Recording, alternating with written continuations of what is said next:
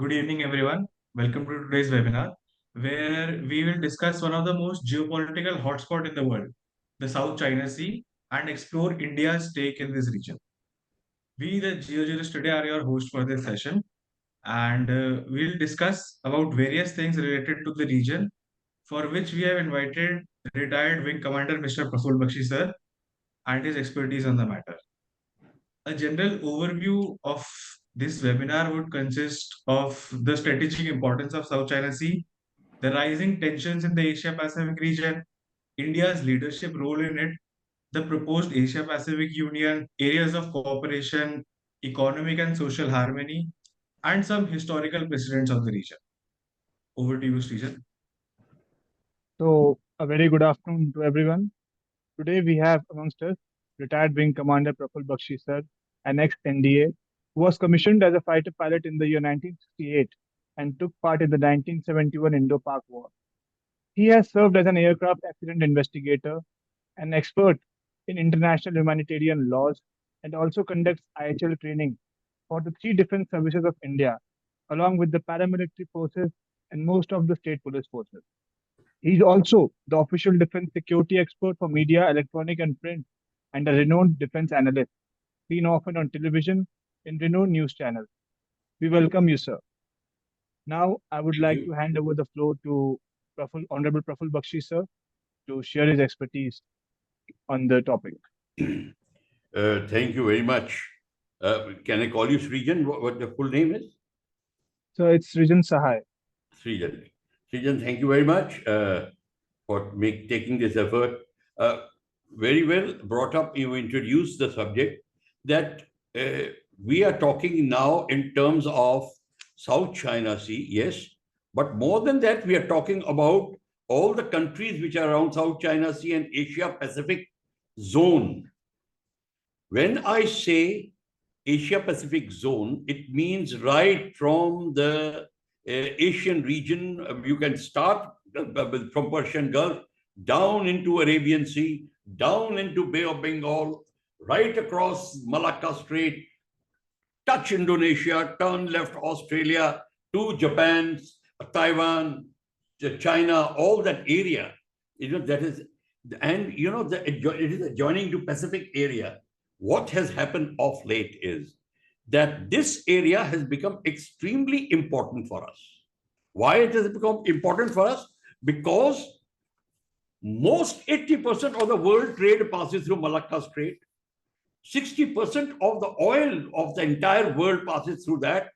40% of oil of China only passes through that. 70% of its trade.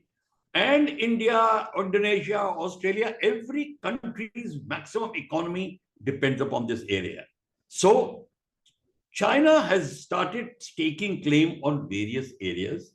Well, to tell you the truth, why China is trying to stake the claim in the entire area is because there's a very productive area. Whether you talk in terms of fishing, whether you talk of the 9-dash line what you have shown, various islands, all these things, because China has got military strength, so it is trying to browbeat Vietnam, Cambodia, Malaysia is slightly close to it, Philippines, it has sunk two of the Philippines boat very lately, Indonesia, Australia, and all these, Brunei, small country like that, China is occupying their islands, China is creating more islands, China is stopping their fishing, China is claiming the rights, fishing rights over those islands and across that. So obviously, all these countries are getting worried. And that is why when Japan said that this Asia Pacific zone, he created the word, is becoming very important.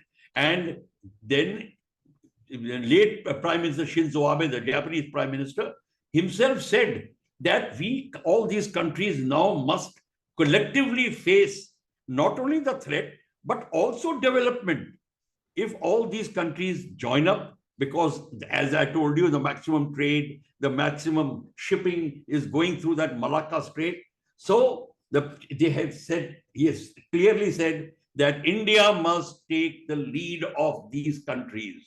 This is his words, which America both Clinton, both Trump and Biden, they all agreed and they said, yes, India must take the lead. Well, background to tell you of this, I'll tell you, because America is also fed up of China.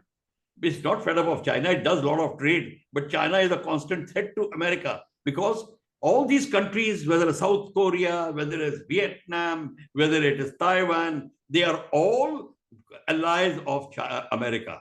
And America wants to look after their interests because it wants to maintain its interests. In this world, everybody works for himself. But if yours and mine interests coincide, then we work towards each other also. That is the spirit which I am talking of. And it has been suggested that India must create an atmosphere where there is a co-prosperity. And this aspect of co-prosperity and development had come a long way back. Prime Minister Nehru, he himself had said that, yes, we must create a atmosphere of co-prosperity in Asia and Africa. Actually, he had brought out Africa also. And he says, and in 1947, they had a 1 week long meeting in India on this issue. But the Bandung conference came up and it took over the whole aspect. And China started gaining ground. China started gaining strength by strength. By 1954, 55, China started creating its own trade with all the countries and coming up. Well, whether you say it is China's smartness, whether it is cunning of China, or whatever the case may be, well, China stole the march on everybody. So this is what China did. China, of course, got beaten up a number of times, but it doesn't make a difference to China. And China is now actually threatening all the countries. So this is the background which I am going to talk of. So before I proceed with my narrative, any questions you can ask, so I can now start up the narrative so that you can follow it. You're free to talk, so please tell me before I proceed. So we have opened the portal for question once the lecture ends. Okay. No, I thought probably in case there is something. So now I can start off that it was perhaps the dark ages only when nations could exist like an island without any communication and contact. The subsequent massive strides and overall progress due to industrial revolution not only brought the nations together on a similar plane, but created an atmosphere of interdependence socially, politically, and of course, industrially, in a way that the nations ended up being polarized. Let me tell you one thing. All the nations, when they develop in a region, they join up together in an exchange program, co-prosperity, help each other to become prosperous. No country by itself, without contact with others, has ever achieved that. So this is what I'm telling you. The 21st century world today, as visible, makes it amply clear that left on their own in isolation, the economically weaker nations stand exploited by the stronger nations. This is an absolute fact. So until you are in a pack, you will be eaten by any predator. This is absolutely clear. It is true for the jungle, it is true for the sea, and it is true for the nations. So this is absolutely there. Even though the days of colonialism are long past and gone, the North-South divide, the North, the developed countries, the South, the developing and the underdeveloped countries, North-South divide shows us how the haves have created needs amongst the have-nots, so that the have-nots depend upon them totally. And all the developed countries, as you're talking of, I'll be talking of European Union, how Europe has, the countries of Europe had exploited Africa, Asia, all these nations, colonized them for centuries, controlled them. And now that the countries are independent, Europe created a union so that their interests are safe, but they still want to exploit, but militarily they have become weak. So, but their intention to exploit, it continues, and they will continue to exploit us diplomatically with cunning. So that is what we are watching. In spite of being a cradle of civilization, The region of Asia, like Africa, has been colonized, and that's why it was exploited. Even after the former colonies have emerged as independent nations for the last couple of decades, one still sees the constant exploitation of developing countries because countries cannot produce industrially. So I will go there, a strong country. I will tell them, I will give you money. Please develop yourself. And then I'll get you under debt. And when I get you under debt, I claim your land, or that's what China is doing. That's what China has done for many countries. And China has trying to do with Pakistan. China is trying to do with Sri Lanka. China is trying to do with various countries where it can lay its stake, its claim. So this aspect, which I am trying to bring out. One need not undertake special research to find out as to how from the Arab world to the shores of Indonesia, or as one can put it, from Asia-Pacific, the Asia-Pacific zone, one constantly sees the game being played in a most unscrupulous manner. This is for you to watch. And I've spoken to it, what the Europeans did, what the European nations did. So, but the European Union has been now formed. So they created a union to look after their interest and protect their interest. But they are all colonizers. They had colonized. They're looking after their interest. What stops us who were colonized now to lay a claim on development? So that is why if we look after our interests, get together, whether we have to do it in industrial, agriculture, scientific development, space, cyber, fight against climate, anything, we have to be together. And when we are together, looking after our interests, you're becoming stronger and stronger. We can become more rich, more developed, and also we will be in a position to watch out of our interest. Because once you start getting rich, but you can't protect yourself, like India's condition, that we had everything, but we did not have the will to fight. And that is why you were colonized and made slaves for 1,000 years. This is what is the fact which I must try to draw out. If you are not ready to protect what you have, let me assure you, your neighbor will stake a claim anytime. So for that, you have to build a strong fence, strong border, strong force not to exploit others, but to protect yourself. And that is what I'm trying to bring in. Thus, the European nations took the right sensible step of forming their own union, which not only preserves their resources for their own benefit, but dissuades any outsider to exploit and take advantage of them right from the field of computerization, commercial communication, aviation, defense development. And very clear example, you know, the fight between Boeing and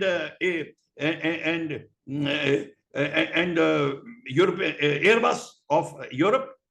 The constant fight is on, and all European countries are supporting the Airbus, and America is getting frustrated. And you will watch a lot of industries, even in NATO, amongst the NATO countries, the European part of the NATO is very much against the induction of the weapons of the American part. And that is what the competition is going on there. So everybody competes.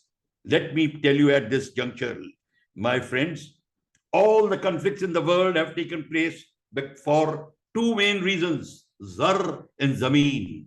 All fights take place for Zar and Zameen. Zar is the wealth, and Zameen, which produces the wealth and gives you strategically stronger position. That is what Zar and Zameen for. All the fights in the world from Mahabharata downwards have been for Zar and Zameen. So this is what it is. All the colonies were created for Zar and Zameen. All the things. So this is why we must say, we come to the Asian scene. Exploitation of the Asian region by the economically stronger Western powers was in many ways well known to all of us. One can start from the angle and observe this phenomena of exploitation and advantage taken by European countries and America. This is primarily due to a number of weaknesses and shortfalls amongst the countries of this region in various fields. We have shortfall in various fields. Which fields? The field in question could be that of industry, computerization, cyber, agriculture, shipping, military, civil and aviation, civil and military aviation, other defense disciplines, agriculture, and many others.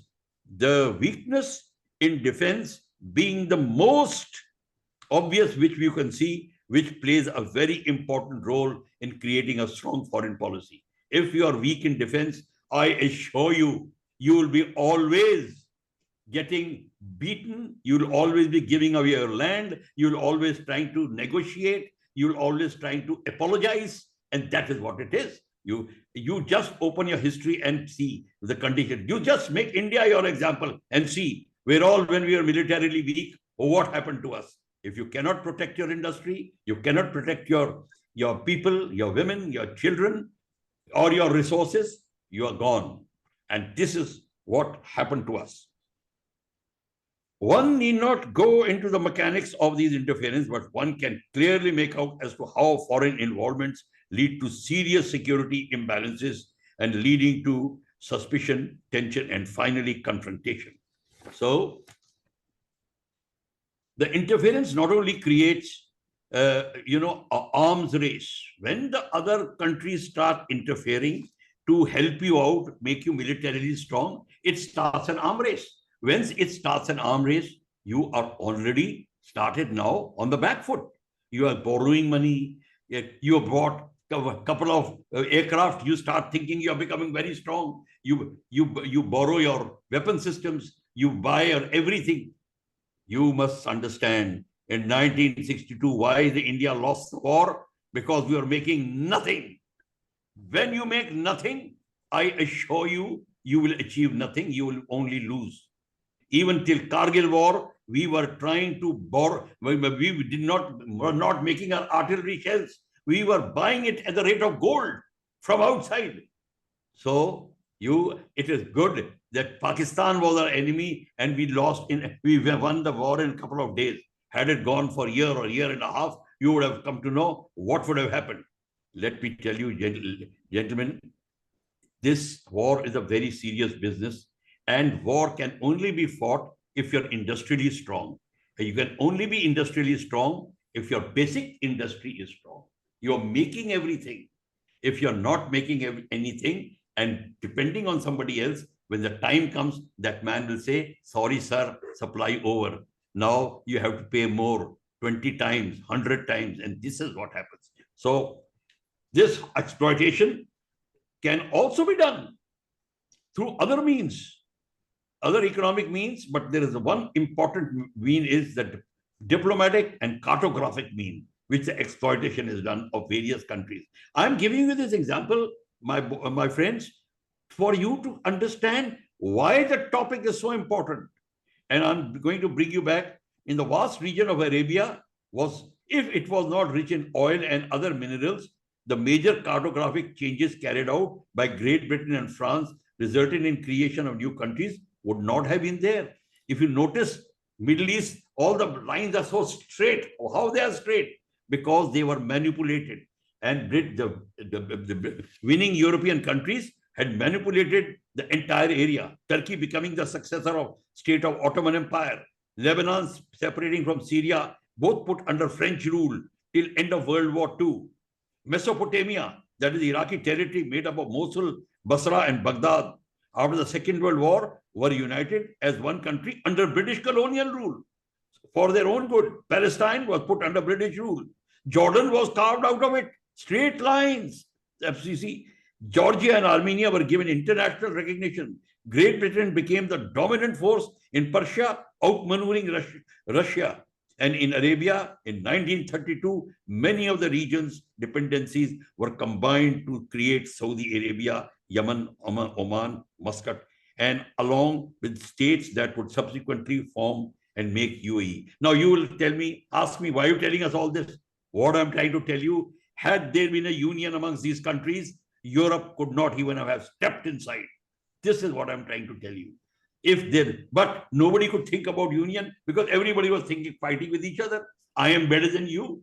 You are low, you're low caste, or you're black in color, or whatever the case may be. Question is, they could never get together, and the outsider came and picked on everybody, bari se, one by one. And this is what it was. All these examples mentioned were incorporated to cater to the interest of the various Western powers, colonizers, that's what we call them. Here, the moot point is, could all this have taken place if the regions within the political consciousness had they got political consciousness and in a cohesive state and jointly supportive of each other, like the European Union countries? Yes, positive cooperation was suggested. It may come as a surprise to you, as I told you, late Prime Minister Nehru had suggested it, and which I had already narrated what happened. This belief in Afro-Asian cooperation was the main working form of the Bandung Conference of 1955. But just going away from the little thing narrative, the Prime Minister Nehru took in the Bandung Conference with China, made them, he introduced everybody, and China took over from them. And whoever was our allies and friends became Chinese friends, and rest is history after that. China stole the march on us. And Chinese premier took full advantage of the impact he had created in 1955 conference, the Bandung Conference, and most of the Asian and African countries, including Nepal, including Egypt, Cambodia, Sri Lanka, Pakistan, Iraq, in the field of diplomacy and economic affairs, weren't close to China. India, on the other hand, with flag of Asian cooperation, had to face a number of troubling situations between 57 and 1965. Well, our policies, or whatever they may be, were such that we fell afoul of in 1962 against China, and thereafter we lost our face, we lost our standing. It's so much so that the neighboring countries did not have any faith in us, in spite of us doing good to them. So tensions, as Kathmandu tried to establish close diplomatic relations with Soviet and even China, was created. After 1962, in China conflict, the stage was set for a non-friendly confrontation relation with China for a very long time. China continued to take advantage. The second Bandung Conference came, and China now started this game, which I had talked about. Now, when China started becoming strong, it started taking claim. Of course, it's taking claim on Vietnam, sorry, not Vietnam, Taiwan, because that is the political history which we have to go through, whether it's a debatable question whether it is China can claim Taiwan or not. It's debatable. But question is, all these countries, as I had mentioned, had become victim to China. The predicament of India, which developed then, could be described as having a string of not so friendly countries around us. What happened to India? I am bringing out this, gentlemen, once again. I'll tell you why this slightly negative narrative, to tell you the ill effects of not cooperating with other countries. What happens? Bari bari say, every gully gets shot in the battlefield if you're not together. So this is what happened. And so I would like to interrupt you here and take the conversation in a more interactive mode. So I would like to ask you a question from my end. As you have said that we have to collectively come out in the form of a union, but in the South China Sea and the ASEAN nations are not collectively coming out. For example, Cambodia has recently given out a naval base called the Riam Naval Base, which is in the south of Cambodia and which has potentially given full access to the Gulf of Thailand. And there were certainly reports which were published in the Wall Street Journal as well, which clearly stated out that there were Chinese vessels docked out of there. However, China doesn't claim that it is doing for the strategic purpose, but why it has been seen that why the ASEAN is not collectively coming out, while there are a lot of multilateral, plurilateral, minilateral engagements going on from Quad now to the Squad, then AUKUS, but collectively the ASEAN military engagement to counter China, that has not been coming. So what is the reason behind it? Are the ASEAN nations not economically capable to counter it? Because still we see that almost a trade of $911 billion per annum, which was the last report published in okay, I've heard. I understand what you're trying to say. Yeah. Now, let me tell you one thing. ASEAN countries have not created a union. When you create a union of countries, it is not just you're just getting together. Then you have your responsibilities and your accountabilities. You have to do that. You have to create a union like European Union. And European Union is also a failure because they have not yet been able to formulate a proper military alliance. You have to go ahead of that. Let me finish it first. You then intervene. Let me finish the narrative. Otherwise, we will not be able to do it. So I'll finish this off, and then you think. I will tell you why ASEAN is failing, why all efforts are failing, because everybody is keeping their interest in mind. You have to somewhere down the line pick up a joint collaboration, joint interest. So I'll finish this up, and then you can. Then we'll ask questions. So China continued to take advantage, as I told you, and the predicament of India was absolutely clear. So what happens thereafter, gentlemen? India got the right idea, and India went in for a major change. When India realized that we have to become strong and we have to become industrially strong. See how this is connected. India wanted to become industrially strong earlier also, but it did not have the policy. So India made indigenization their policy, and they started getting indigenized. Whichever country that does indigenization programs, then it becomes totally supportive, independent, and the neighboring countries start developing. India's situation is such, our policies were always Vasudev Kutumbakam, means the world is a single body, is a family. That sort of a feeling, when people realized India becoming strong, is having that feeling, they automatically started respecting India. So this aspect, as I told you, became, and defense, etc., became a very, very important aspect along with industrial development. Now, I will not go into the detail as to why industrially we were weak. Now, that will take very long. If why we were industrially weak, you will all understand, because our basic industry is weak, because you don't even make an engine. Not a single engine we make. Till now, we were not even making a rifle. So you don't even make an aircraft. You just started making an aircraft. And when you made an aircraft, that was not also yours. So this is the weakness. And this weakness is all over in the small countries. That is why jointly we can overcome the weakness. Then only we can become a strong union. This is what I'm trying to get. And this is what India gave. So it is an adage to remove the dissent of have-nots, make them more prosperous and conscious of further prosperity. And that is why the outside, what India suggested was that we must now create our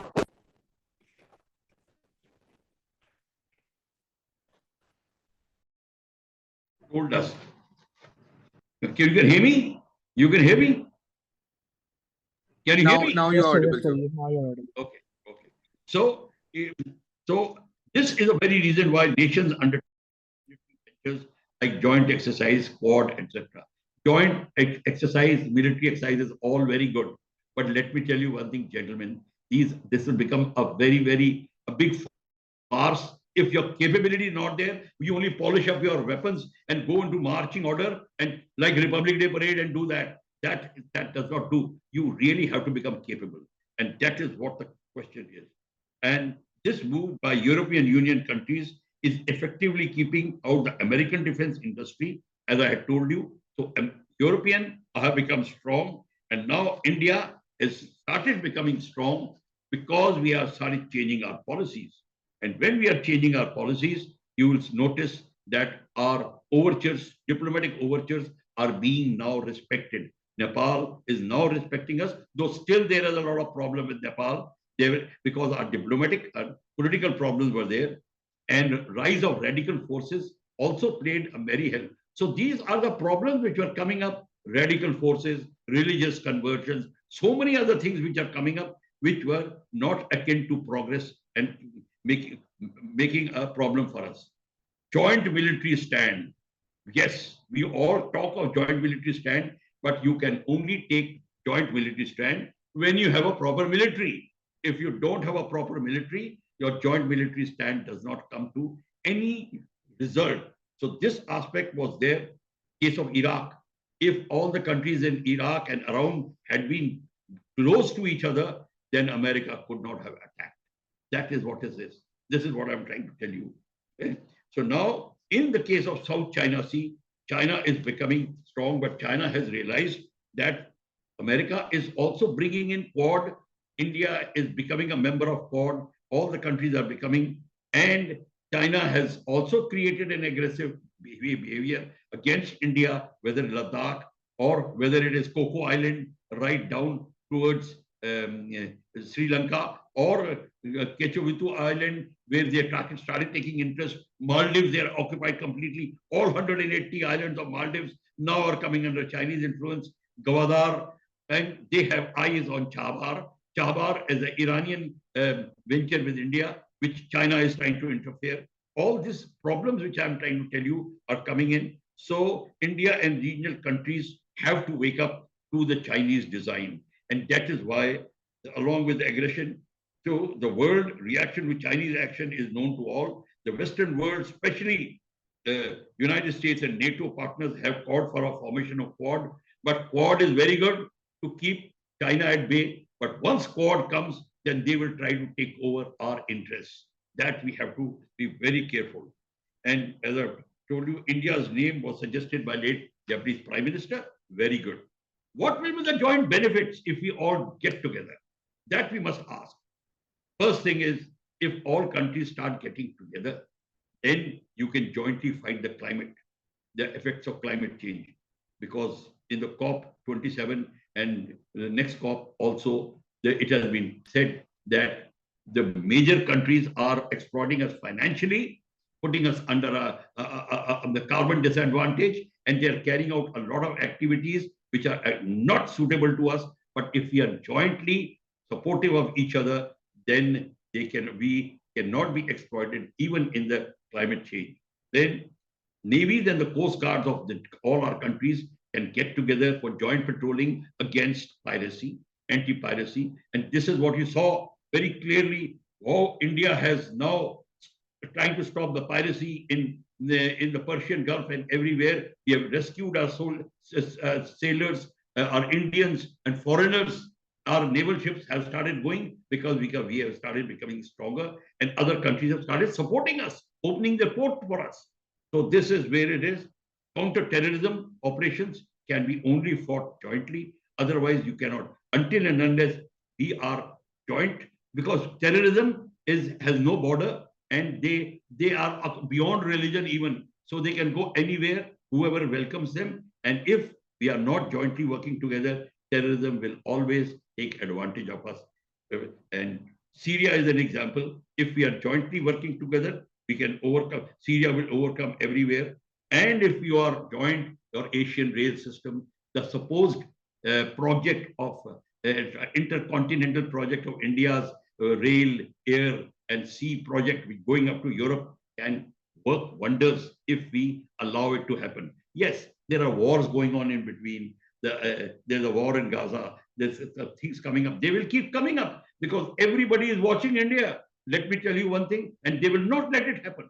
Why will they not let it happen? Because India will take the economic advantage. That is why a lot of countries will tell you sweet things, but work against you. That is what is happening. So that is where the need for Asian Union, strong Asian Union, comes up very much.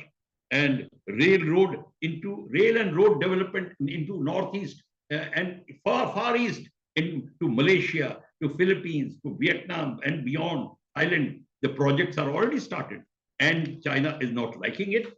And gentlemen, lastly, I'll tell you that whether you talk of gas pipelines, you talk of anything, one border, one road, the system of China is already working because all countries are cooperating with it. But they are cooperating with China, but China is like a cobra. It is waiting and bites them when the time comes. And that is what is happening. All the countries have started falling from China away because they are getting exploited. So they have all started realizing that there is no other answer, but we must give ourselves to a joint effort of a union of Asian countries. And that is what, gentlemen, I have been talking of. Thank you very much. Now we are open to questions. We can discuss, give a better suggestion. So that will be very good. Most welcome.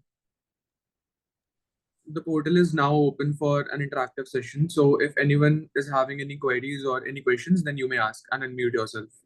First, raise your hand.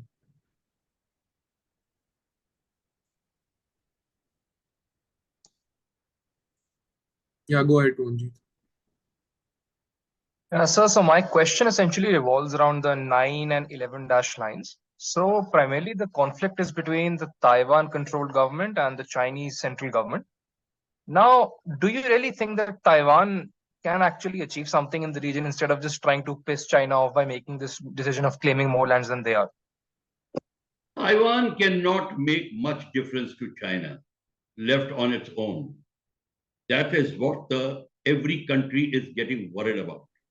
America is getting worried about. But if Taiwan goes, then a lot of other countries will know that their fate will follow same way. So Taiwan has to be supported. And Taiwan is all these, the interest of America is out there, not because America likes Taiwan. America wants industrially, it's gaining out of Taiwan. There are a lot of other material which comes out of Taiwan, which America gains, whether it is for making their, the computerized, various computer programs, and even making heavy water, even making a lot of other things which Taiwan can help them. And America does not want to lose Taiwan, because if Taiwan goes, America gets, the China gets the EEZ, more entire territory of Taiwan it gets, and becomes more stronger in that area. And the smaller countries which are depending on America will get, in a very difficult situation. So America will not let Taiwan go, but Taiwan alone cannot stand against China. Let me assure you. Yeah, next question, Amey.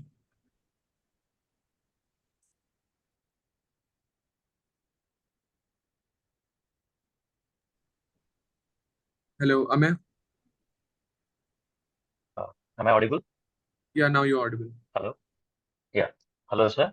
My name is Amay. I'm a fellow at China University and also a part of Geojuristoday. Um, I have a different view of unitedness or togetherness of which we're talking about. Um, most of the nations, I feel, take actions according to their own threat perceptions rather than what the whole world order they might think is undergoing through. For example, the Quad, if you would use that example itself, when US pushes all the four countries into certain directions against China, India is a little bit hesitant in this manner because it knows it shares a longer border with China, which US does not, or which Japan does not, or which Australia does not. So I think this major divergence between the perception of each country is the major issue when it comes to unitedness or united front when it comes to going against China. I would like to know your thoughts on this. Thank you. Oh, very good. You're very right. I agree with you that every country has a different threat perception, and India is being called in Quad. That is why India has not agreed joining militarily. You are right. We have a bigger border with China, 3,800 kilometers long border with 17 Chinese airfield facing us. So India is not just going to walk through it. These other suggestions come, but the question is, India will also wait till the time the iron is hot. Whether iron is hot? No, at the moment. We have to become indigenizationally strong. We are not even making anything. Please ask yourself, which ship, which aircraft, what are you making? What are you making? Which we will fight? All the major weapon systems are not. We are not ready yet. That is why we are hesitating in joining militarily the Quad. Yes, we keep doing exercises, Malabar exercise, confidence building exercise. All these exercises, military exercises we do. And what has happened is, in these exercises, the countries are realizing India is very strong. And that is why they are gravitating towards India. And with the democratic policies, welcome all policy, that is why India is becoming a sort of let me use the word, darling of the countries. So it is becoming. But you are right. India, your Quad aspect, America has introduced it. America, Australia, Japan, they've introduced it all right because America has its interest. But India is not a spring chicken which is going to play this game like this. Yeah, it will keep doing exercises and all. They'll keep talking about it. and India does not listen to America, where it did not buy its F-18 and F-16. It went to France. So you understand. America also knows what India is all about. Everybody knows. So very good. It will not do. But before we talk in terms of military, we have to start sitting together. Let there be meeting of the minds, the intelligentsia, academia. They have to talk and cover the subject. This subject which I'm talking to you, it has to be discussed and get into the minds of people. Now everybody will think, "Arey yaar, hamara kya fayda?" When you see your nuksan, then you know what your fayda is. Now when Nepal is going to be overcome, then you'll say, "Oh yaar, acha hota agar I would have listened to India." This is what happened. That's going to happen very soon. I mean, China is not going to leave. China has entered the various places which we don't like to even talk. They're making airfields. They're making railway stations. Everything, they're getting into it. So how China has advanced all along the border. Their entire equipment, tanks, etc., come on the railway, in the trains, where our troops struggle on foot, because China has advanced and worked towards it. We have to work towards it first. Let us work towards this first. Then we talk in terms of what is an example we gave, but it's a far cry. It is only to scare. That is why China says, "Arey tum log to cod bana rahe ho. Ye South Pacific cod hai. This is that." All these things China is saying, and very rightly, China is getting peeved on this issue. But then China must understand that every country is also getting peeved, and that is why they are working like this. So this is the diplomatic games which are going on. Well, very good question. Thank you. Thank Yeah, Mridul, please go ahead with your question. Hello everyone. Am I audible? Yeah, you are. Yes, you're audible. Sir, I wanted to ask that what, according to you, is the major reason for India not becoming an indigenous manufacturer of weaponry? And I read a lot about this, and I found out that one of the most crucial reasons was the Chandigarh lobby. And when Bipin Rawat commented on the Chandigarh lobby as well, that Bipin Rawat wants to make India into an indigenous manufacturer. Within few days, not even few weeks, his helicopter crashed, and we all know what further instances took place. So, sir, for you being an army man, I would like to know that how true is it, and what are the factual realities about this Chandigarh lobby, and that our own Indian army, some people from the Indian army are not ready for this indigenous manufacturing to take place so that they get their commissions, as we have seen in Pakistan as well. So, like, sir, as a civilian, I would like to know about how true is this? Very good question. I really admire that somebody has asked me this question, because I've been talking about it for a long time. Maximum amount of scandals are in defense. Please understand. Why? Because defense is the costliest which anybody takes place. Each weapon is billions of dollars. And especially when you don't make it, then you are eating in your food, you are eating in the butter for the children, milk for the children, going to defense. It's so costly. You're very right. And the India's, now let me start from 47. You will understand the mentality. When the British commander came and said to the Prime Minister in 1947, "So that I'm going, I want to say goodbye to you. There's a British commander of the armed forces, and please take care of army, 25 lakh army, by the way, that time. And China is getting strong." You know what was the answer given? "Oh, come on, China is my friend. We don't, by the way, we don't even require army. We'll make do with police." Moment he said that, that general got up, put on his. This was the attitude. So our industrialization, not. When 62 Chinese operations came, your ordnance factories were making coffee percolator. Coffee percolator. So this is why the people are known, because outsider supplier will come, he will give the file, and when he gives the file, he will tell you, "I will give you a house in Spain, I will give you a farm land in Italy," or whatever it is. You just get the sign. That will not cost more than a couple of lakhs or crores. But the whole thing was there, and this is doing foreign collaboration. You are right to an extent. This was a very, very big problem, and that is why none of our aspects of aviation developed. We still don't make a fighter aircraft engine. We don't make a ship engine. We don't make a tank engine. Why? Because of this reason. And because our policy, 47 onwards, your people were running, civilians were there. Of course, you can put in very simple clothes and kurta pajama and say, that doesn't help people. What you are inside has to be known, and this is what let us down. Our policies were not allowed to develop, our defense was not allowed to develop, foreign collaborators were brought in, they were very happy, and that is how the things took over. It is only then we realized that when China took away a 48,000 square kilometer in 1962, till 9, thereafter the things started changing. The attitude of people started changing. The generals started thinking differently, like Sagat Singh Rathore, like Sundarji. They started thinking differently and even opposing the government at times. And that is how slowly and slowly they started progressing. So very right. You asked me this question.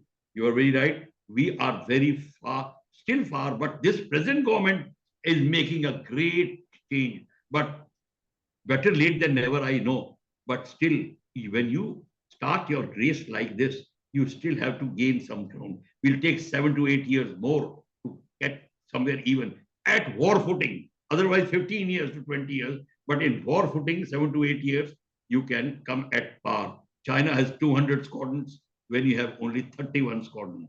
The fighters like I'm talking of. So China has bigger navy than America. So we must see the reality and face instead of doing jingoism. कि हम एक के बराबर है, 100 के बराबर है, and all that thing doesn't work. We have to see the reality, and we have paid for our wrong policies. But present government is changing it very fast, and that is why we won the 7 heights against China. We won the Kailash heights. And China is getting scared of us. They didn't know that Indians will fight like this. So this is where the spirit of India has changed, and that is visible to China. It is not the soldier, it is the spirit of fighting in his mind which is scaring China. That difference has come. Mr. Rohit Menanji, you can ask your question. Good evening, Wing Commander Bakshi. My question, 2 questions actually.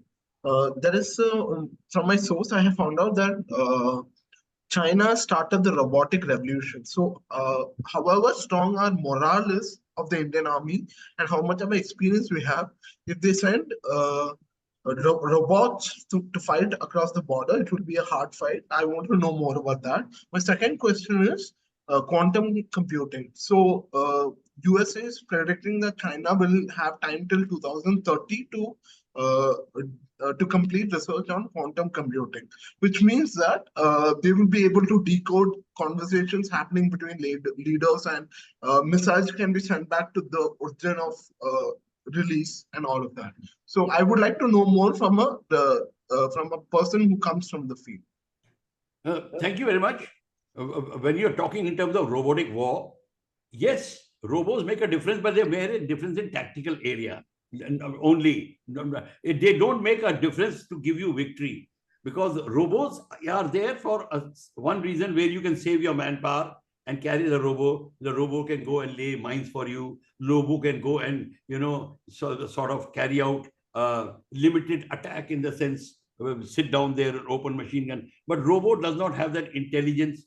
Even the artificial intelligence has not been created to give it total autonomy. So it does not work. But let me tell you that if China is a country has got a robos in the battlefield also, obviously they will do better than the country which does not have. So, but don't think that India is not catching up very fast. Right? I can't hear you, sir. Yeah, I can hear you. Can you hear me now? Yes, sir. Yes, sir. Okay, just a minute. You can hear me now? Yes, sir. So robots do make a difference, but we are catching up very fast in this. I agree with you. China is ahead of in this field, and so is the cyber which you are talking of. You asked for the cyber program. Quantum computing.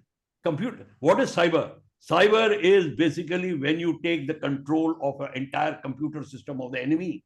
You can. That's all you require to do. You don't have to put in his mind a thought. You have to compute it, all his computer transmission programs and storage programs, and that's what cyber is. India. See, this is where we are catching up. When we cooperate and join together, then if we are with the Vietnam with this, you will understand. You see, we will make a progress. What we don't make it in 10 years, we'll make it in few months. The benefit will be something they'll benefit from, something we'll benefit from them. That we have an enemy which is very strong. That is why we have to cooperate and coordinate. But you are absolutely right. Robo and cyber, the China has upper hand at the moment. Thank you. Anmol Bansal, you can ask your question. Good evening, sir. Yeah. Sir, right now we are focusing on the Asia Pacific region, but however, China has been expanding and developing its relations with Africa a lot. So, what are your views on what could happen if many African countries join with China? Because many of them have already started to unacknowledge the presence of any country named Taiwan, and they are clearly in a debt trap by China. Which country you're talking of? There are many like Sudan and a lot more. There are many smaller countries. Yes, you're right. Yes, you're right. I agree with you. You all hear? You can hear me, everybody? You can hear me? Yes, sir. Yes, sir. Yes, sir. Yes, sir. Sudan. I've been just very coincidentally, I've just met Sudanese ambassador yesterday, and it's there. The Chinese programs are going on. I was conducting these humanitarian law courses for Sudanese armed forces. I've done 7 times there, and I've seen the number of Chinese building programs which are going on. And very surprisingly, people used to tell me Chinese are building these flyovers and Indians are the consultants. This is what the whole gamut was. China is taking African market at a very fast pace. And we have, when we started jointly with Africa, bringing Africa close to us, we delayed the program. Asia, so when we talk of Asia Pacific Union, actually, I would go a step ahead if it comes. Afro-Asia Pacific Union would be a word which will be at that time. Because African countries totally depend on us after G20, where our Prime Minister brought African Union and acknowledged their strength and acknowledged them. It make a lot of difference. So every African country now looks upon India as their leader. They are really very indebted to us, but unfortunately, Chinese technology is way into every field, whether the railway line, aviation, whether the road construction, including mining. So that is there, and cyber and all those things and some of the things which probably pharmaceutical industries, etc. Chinese is doing wonders out there. So there is going to be a serious race as far as the foreign policy and diplomacy will be there.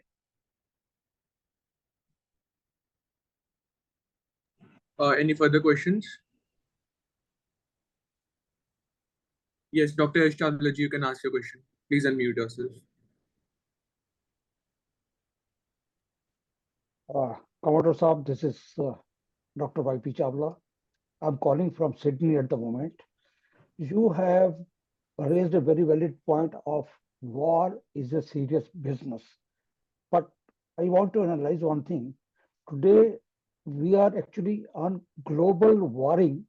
I'm talking about repeating the word warring, which is actually affecting global warming.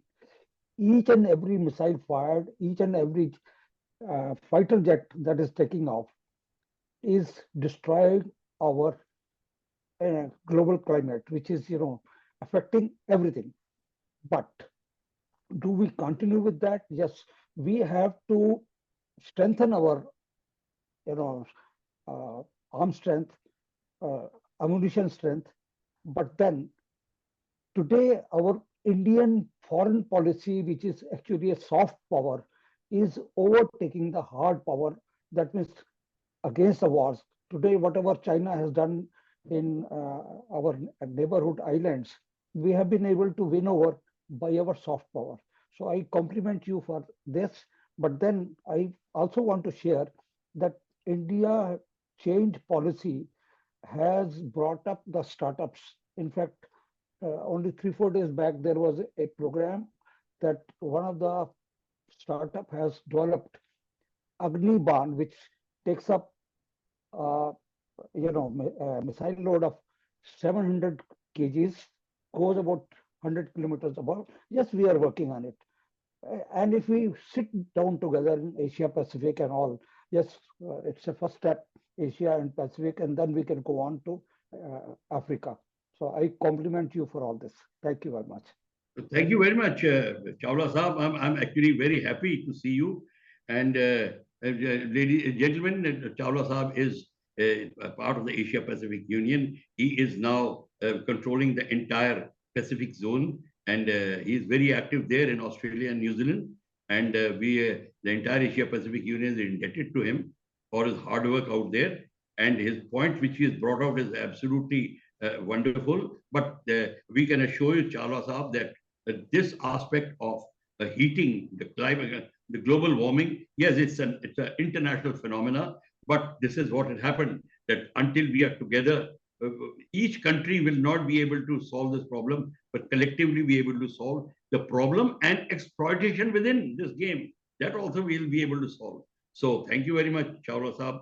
I'm very happy that you brought this question, and you could tell the audience that how important it is to fight the climate and how important it is. I think things will work out very well. As you said,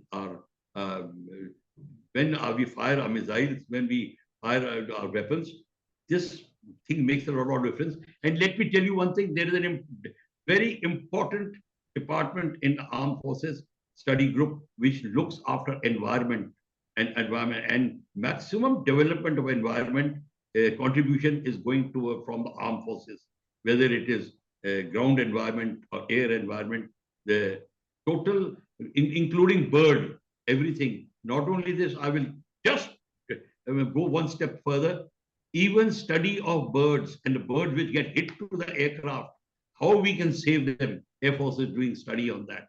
So that also is there. Thank you. Thank you very much, Chawla Saab. I'm very happy you brought this. Yeah, just wanted to add up. The countries which are dependent on arms industry, they will not let peace anywhere in the world. So today it is Gaza, tomorrow it is Ukraine, and it goes on for one. You're absolutely right. All the wars which are there, people are saying lip service out there. The tears are crocodile tears. They are actually inducting their javelin missiles. This bomb, that bomb, everybody is supplying. Their ordnance factories are supplying it underground. People want to earn money at the cost of lives. We in the seminars and webinars, we keep talking in terms of high ideals. But let me tell you one thing, those people who are the captains of the defense industry and defense corporate sector, they don't care at all. And they run the governments. If F-16 factory closes, one factory closes, president may lose election in America. That is what may happen. So they don't want the supply to dwindle. So they want the war on. And how to create war? We have enough fools to fight. So they're very happy about it. Right, sir. Thank you. Anshika, you may ask your question. Good evening, sir. My question was that, the South China Sea issue that we consider has been multilateralized, which means we're including countries like Japan or USA into it, which includes the pact, the Quad Pact, which was already signed with Japan and Australia and USA, along with India. Do you believe involving strong countries like USA is the only way to tackle the issue when we consider the friendship, the bonding friendship that is occurring between China and Russia currently? See, China and Russia and China and America are very close friends. America only gives a lip service. But then you may be friendly to some your friend, but you are still very jealous of the progress a friend makes. So that is what America is there. They don't want China to progress. It's the initiative of America. The crowd has come, not Australian initiative, not Japanese initiative or Indian. It's an American initiative. We have to be Chanakya. We must know where our interest lies.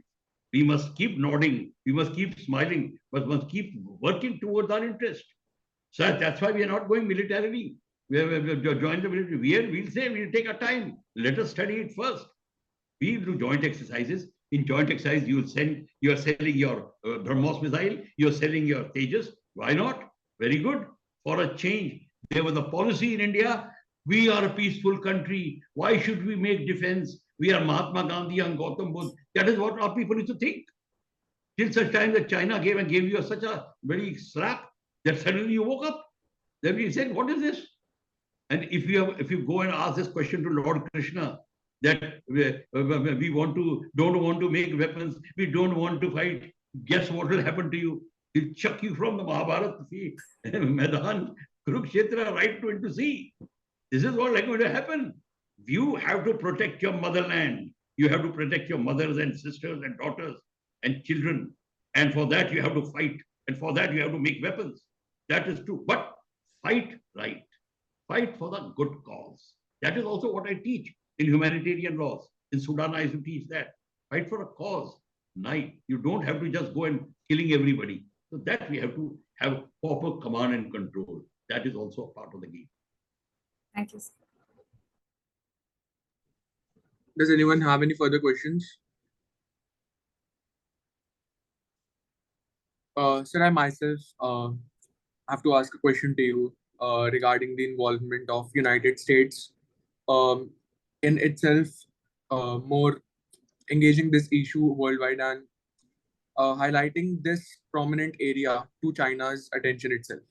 So on my research on the United Nations Convention on Law of Seas and the South China Sea, I discovered that it was a US-based company which itself gained its attention to Chinese companies and China's official geographical offices, that there lies a great deposits of natural gas, oil, and fisheries. So they extended their support for discovering all these potential resources to China's geographical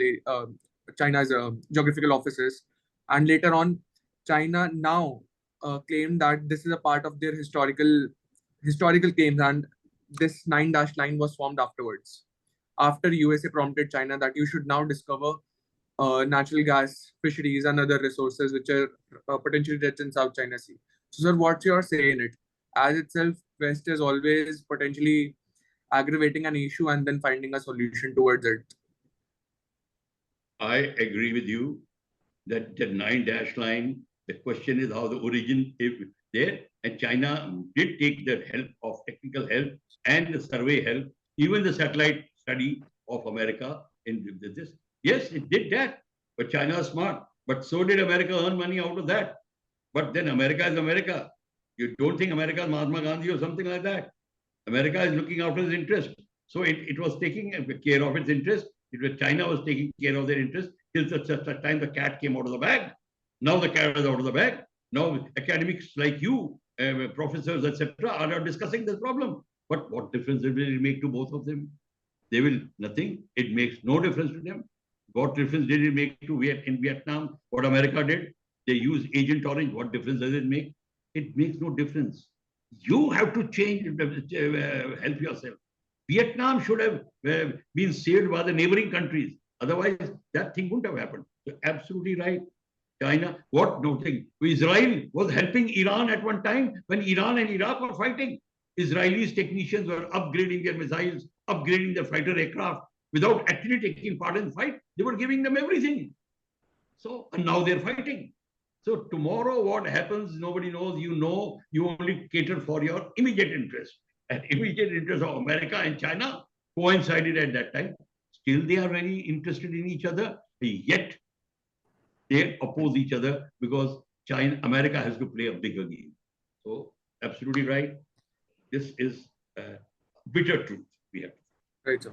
So, sir, as a part of the conclusion and to draw the Geojuristoday declaration, so we help in shaping and reforming the foreign policy of India. So, we'll portray some solutions out of it. So, sir, if you can summarize just in 5 points, what are the solutions that we should navigate upon and to bring the change? And that would be your part of a request formally to the policymakers ahead. See, absolutely right.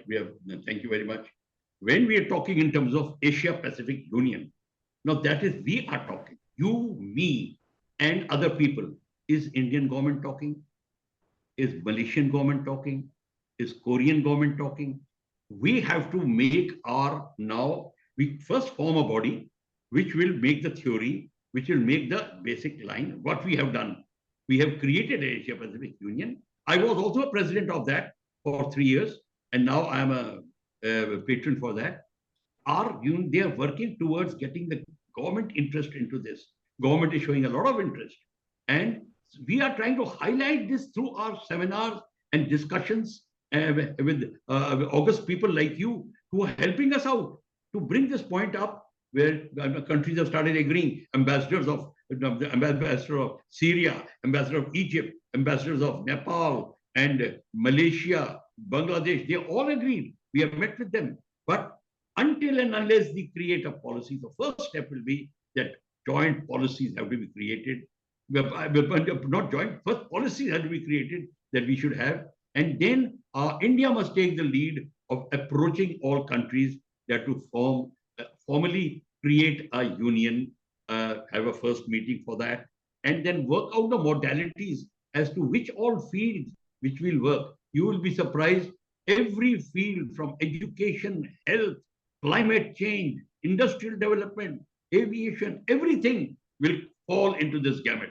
But then the big work have to be done jointly. Your chambers of commerce will work directly. Your ministers, the foreign ministers will sit down together. It is a very, very big job. You know, when the European Union was thought of, Napoleon thought of European Union. When it was made very recently. So the European Union took so long. We have to also, but our need is urgent than Europeans.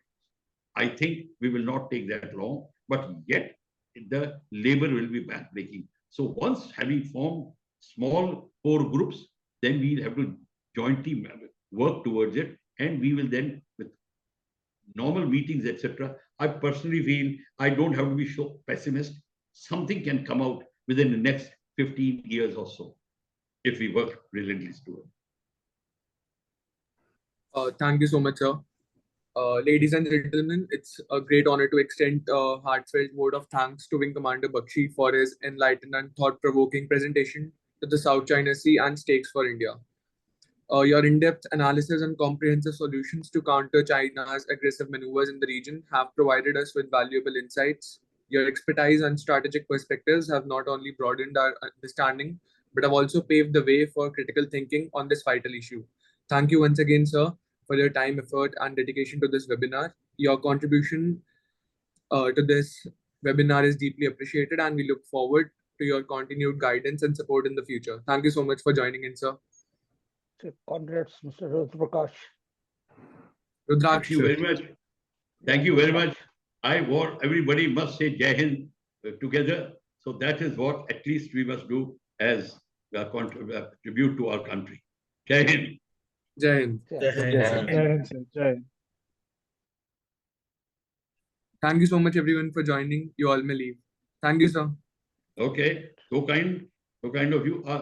I hope there will be a lot to tell you. That's not a small subject, but I hope some first was solved. Something was, it made a little difference, to the inquisitive minds of our, when lovely questions were asked. So that I'm very happy that at least questions came, and very good questions came. Thank you so much, sir. Thank you very much. Goodbye, sir. Thank you. Goodbye. Thank you. So, what do you say? What do you say? About Can you hear what? me? Huh? Yes, sir. Yes, sir. What do you say? About what? Huh? What do you say? Sir, about what? No, no. How was the program? Sir, amazing. Amazing. You liked it? Yes, sir. Yes, sir. Okay. Very good. Thank you very much. I'm happy. Thank you, sir. Thank you so much. How many people watched it? How many people were taking part? Sir, 20. Region? 20. Okay. But there were some outsiders also, like Mr. Yes, sir. Chawla. Yes. Yes, sir. He was from New Zealand, Australia, Sydney. Yes, sir. Sydney. Yeah. Any more people were there? Yes, sir. Not that we know of, six of but yes. six of them were outsiders. Okay. Okay. Chalo. I'm very happy that something has been done. Next, I would suggest is there are a lot of accusations on countries who are violating the laws of war, violating Geneva Conventions. ICC, International Criminal Court, has declared Israel as a criminal country. Putin has been a court arrest has been ordered for Putin. So this aspect, what is humanitarian law, why the violations take place, what can be done? I think we can study that if you are keen.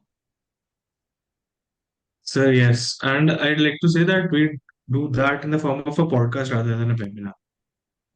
That seems more interactive and, we can actually be there. This was in what form? What form do you call this? Sir, this was a webinar. Webinar. So, Yes, Acha, sir. whichever way, I think webinar also is good. Once in a while, we do webinar.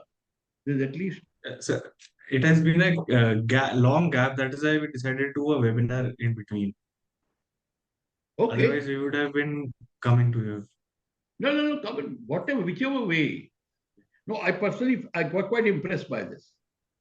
Because at least people are asking questions on the spot. Yes, That is what is required. No, webinar is good, but this is also very good. And very well conducted. Thank you very much.